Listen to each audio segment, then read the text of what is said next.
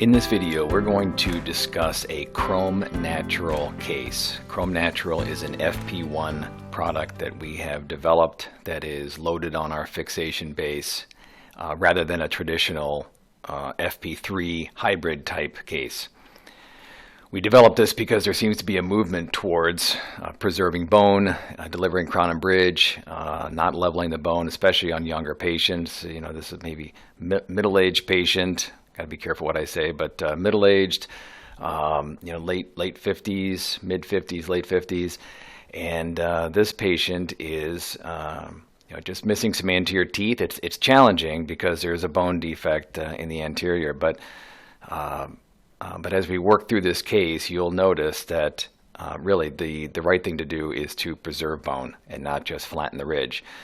So let's walk through the case. The records that come in are very typical for a Chrome case for a digital full arch templated type procedure, which is upper lower casts, usually a centric occlusion bite. Palate is included as for a backup denture, and a CBCT scan with the teeth apart, and then photographs. Chrome cases really have simple, straightforward records. Casts or STLs, cone beam, and photographs. And the photographs that we ask for are full face, full smile. We love to do smile simulations for these cases. Center, left, and right. We like left and right, retracted in occlusion pictures. We want to make sure that what we are seeing on the articulator is exactly the same as what we're seeing in this photograph to make sure the case is mounted correctly. This case, I believe, was not opened. We went with the current occlusal scheme, current occlusion, current bite, and then from that we imported the files into a software to set the teeth, so that we are setting teeth and giving a new smile based on the face and based on the patient's soft tissue and hard tissue. As with all of these cases, we do an exorbitant amount of work before we meet the doctor online. Analysis, articulation, bite verification, space verification, verification of adequate bone for planning as in a pre-evaluation, pre-meeting. And then we meet the doctor online, and we go through that process, live online meeting with these cases, 30 minutes, 45 minutes, and we go through every aspect of the case. In this case, we used a Blue Sky plan, and you can see all the files. I mean, if you're familiar with the software, you'll know that these hints, these lines that are diagrammed around the patient, those are all different layers of STL files that are brought into the software for analysis. So it is a painstakingly extensive process to analyze these cases. And then we go through each implant, manipulate them to make sure they're in the right spot. This patient has, as I mentioned before, a bony defect in the anterior. So there were some small implants that were placed up here in the pre-maxilla. All right, so we go through the entire case, make sure the bone reduction is accepted, the teeth are in the correct position as the doctor wants. Now you can see our bone reduction level traditionally may have been this high in order to flatten down the ridge up to this defect, and that's a lot of bone reduction. So instead, the doctor opted for FP1, and we're just going to place implants in sockets where available, implants up high here, and deliver an FP1 prosthetic. And we'll just go through some of the files here. So this is, of course, step one is the pin guide. That is what holds the holds the fixation base in place. Let's put the fixation base here. There we go. So the pin guide delivers a fixation base, just like all Chrome cases. And then the pin guide is removed, and remove the wafer there. Fixation base is in. And in this case, the osteotomy guide will go in. after tooth extraction. So let's remove the teeth. Turn off the cylinders. Osteotomy guide will go into here. We'll show an image in a little bit of the socketed model. Socketing is very important in these cases. And once the implants are in, turn the implants on here. Good. Osteotomy guide comes off. In this case, there were two osteotomy guides. I'm sorry. One osteotomy guide, and then there's the green. There's a reinforcement for the prosthetic, and then the prosthetic. And the prosthetic is loaded on the fixation base with these three legs. All CAD design. Okay, what does this look like in reality? When the case is printed and it is prepared for surgery, one of the things that we have to do is place the prosthetic on the model, and what the goal is to adjust the sockets until the prosthetic is accepted, until the prosthetic meets this pontic area, this socketed area, etc., and to not reduce the prosthetic very much, because you don't want the prosthetic to be thin. So this is all calculated, how much bone should be reduced in these sockets.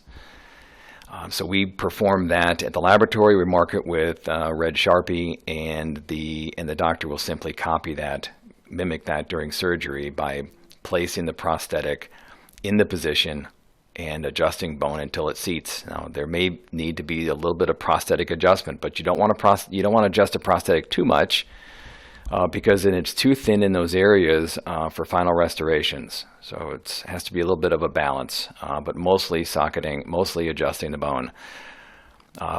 Picture of the osteotomy guide. You can see how high this osteotomy guide is off of the bone. That's just a prolongation of this particular kit.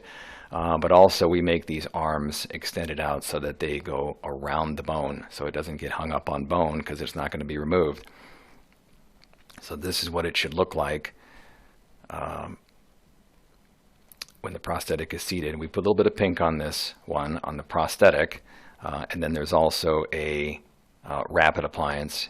You always want to do the rapid appliance, the second pickup, right? With all chrome surgeries, you recommend doing a first surgical guide pickup and then the rapid appliance, the duplicate pickup. There's going to be more coming down the road very soon on only picking up the rapid appliance and doing an extra oral conversion on the prosthetic. We'll roll that out soon. Now you'll notice that this looks like it's not seated. It is. The plungers are out.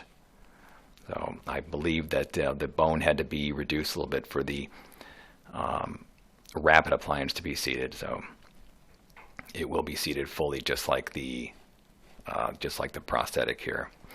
Chrome natural surgery. Let's go through the surgical process. The first step is to anesthetize the patient and then seat the pin guide to make sure it fits, and then it's removed, and then don't have all the images, so you just have to kind of visualize this. Then the pin guide will come out, and then you will lay a labial flap, just a labial. In this case, there'll be a crestal incision, and then lay the flap forward.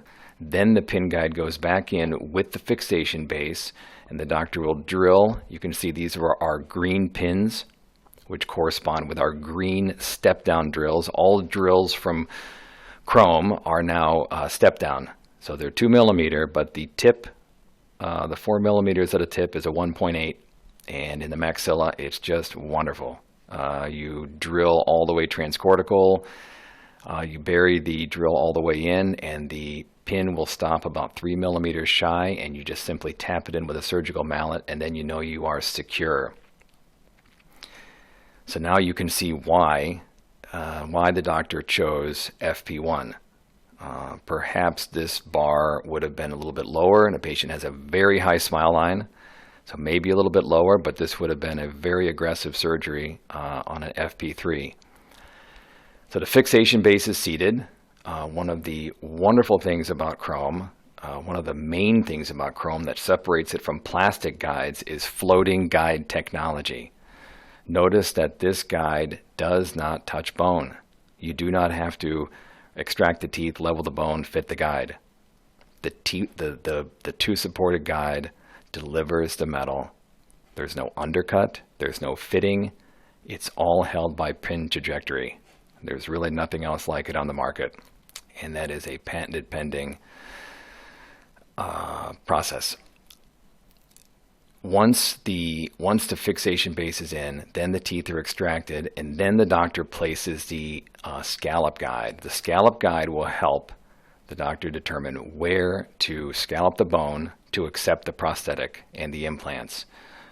So every time there is a gingival zenith area here, the burr goes in and preps, and we went back to a full wrap design, lingual and labial. Now this does not go deep into the vestibule like a plastic guide. It's a very shallow metal. Because it's metal, because it's strong, it does not have to go deep. The sites are prepared, the osteotomy guide goes in, the sites are drilled, the implants are placed, abutments are placed, and then at this point, unlike other chrome cases, there's no carrier guide. The prosthetic goes directly to the fixation base as opposed to being mounted on a carrier guide. And the doctor will place temporary cylinders. Now on a natural case, the doctor's fortunate because these are all straight implants, and that'll make restoring the case fairly simple. However, straight implants don't always mean straight multi-unit abutments. I'm sorry, they don't always mean straight temporary cylinders. They can still be angled because of trajectory of implants. As you can see here, this is the case, and it's just the implants in space in blue sky.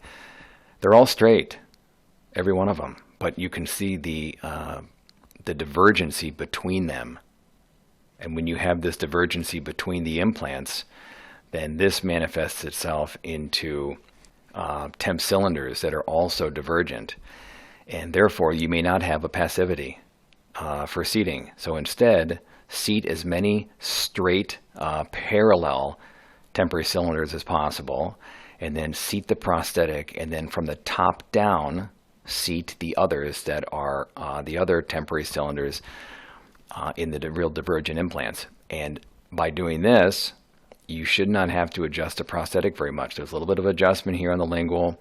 I believe there was some adjustment on a couple of others, but very little. The doctor called me after the surgery, and there was very little adjustment. And then you just simply backfill all of the implants. You don't need to pick up some now and some after because of trajectory. Just seat them all from the occlusal.